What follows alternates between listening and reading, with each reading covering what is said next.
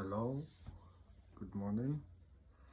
I welcome you to the Pan-Africanist podcast, and this episode is solely dedicated to our legend in the making, a true Pan-Africanist that is on the brink of changing his country, who's on the brink of changing the lives of the masses of the country, changing the lives of the people of the country, making education free for all, nationalizing all the resources and all the state parastatals there, building heavy industries for the citizens and making things work for the people.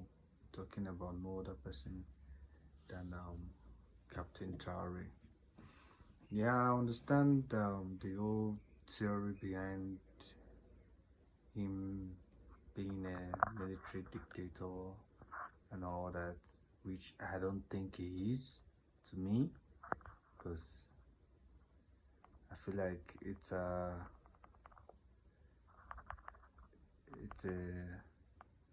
how would I put it, it's a logic by the Western media to get him on the other end of the African population, because they obviously know that the whole African populace are right behind him, because all we've always wanted was that visionary leader, that leader that will take us to the next place, that leader that's going to show every other African leader what it takes to be an African leader, because it's more like it's a war to be an African leader, because you have France on your neck, you have the US government on your neck, and you have the whole West on your neck, because they want to exploit us, they want to take our resources as cheapest as they could and use it, the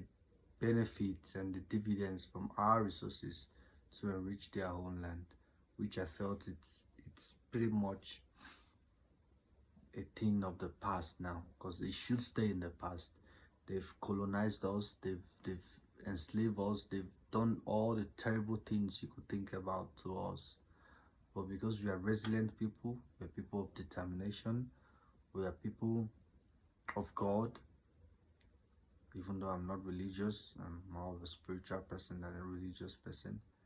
We tend to take our pains and use it in a positive way to benefit ourselves.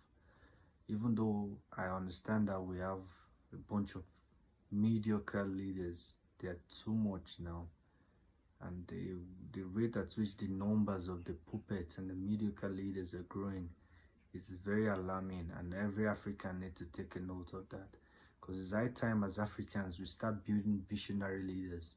We start building leaders that have the interest of the people at heart. We need to start building leaders that want the true change and the real, like that real change that we'll always desire. We need to start having those leaders, the leaders like Lee Kuan Yew that changed Singapore to whatever it is today. We need to start having those kind of leaders. We need to start having leaders that are ready to take risk, leaders that are ready to say no to the West, the leaders that are ready to say no to the capitalist structures that are exploiting our land, to the corporations that are stealing our resources and leaving the people in abject poverty. It's high time we start having such leaders.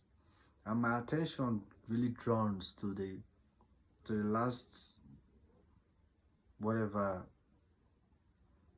that was happening over there in the US. You know, from a history, from the days of Patrice Lumumba, I was assassinated by the CIA, and the days of Gaddafi, how Gaddafi was made to look so bad to all of us in Africa.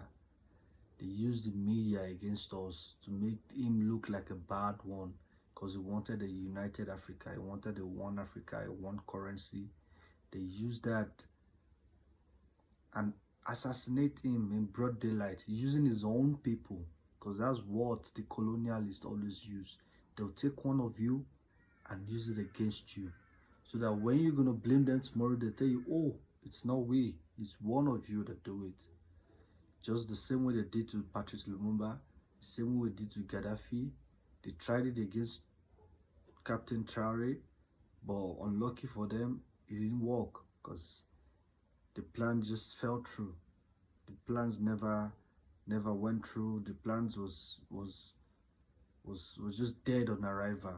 Because now we need to start realizing as black people, I'm talking about all black people as a race now, either Africa, either American, either Caribbean, as long as you have a melanin in your system, you're a black person.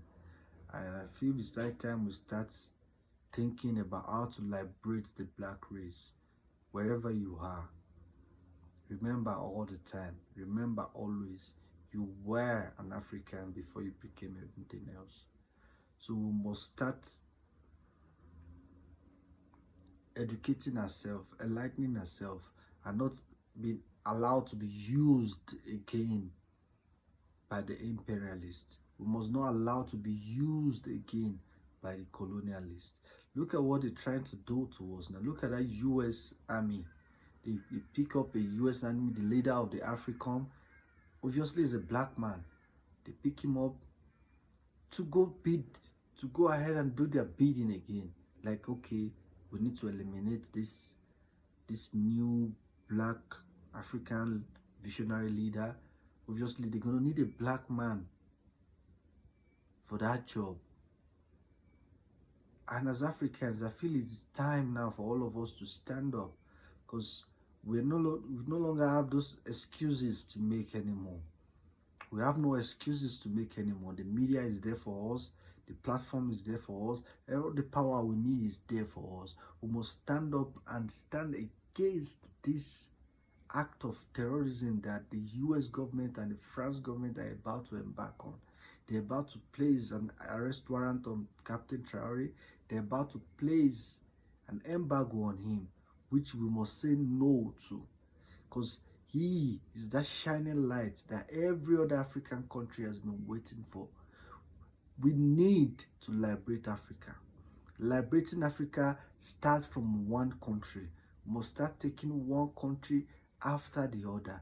That African revolution that we've so much yearned for, it is time now. And I call on all Africans, home and abroad, use your voice, use your platform, use anything, any might you have to go against this demonic mission they're about to embark on. They never want Africa to be peaceful. They never want Africa to be prosperous. They never want to see Africa to live and enjoy the dividends of its resources. How can you be exploiting Africa for over 400 years and you're still not tired? They're telling us they gave us freedom. We're not free. We're never free. They only took the shackles off our hand. They never took the shackles off our brain. Mental slavery is still among us. Mental slavery is still living in us. Most Africans don't even like themselves. You see them bleaching their skin. They don't even like who they are. We must start loving who we are, embracing who we are, appreciating who we are, and fighting for who we are. Because now is the time. Africa is now. We must liberate Africa. Nobody is going to come to help us to liberate this Africa. We have to speak, use our voice, use our might, do everything we can to liberate Africa, because Africa is all we got.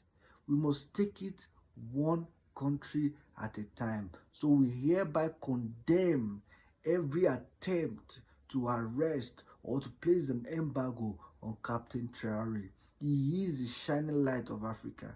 And from him, from Burkina Faso, every other African country are going to take a lead. We must start liberating Africa.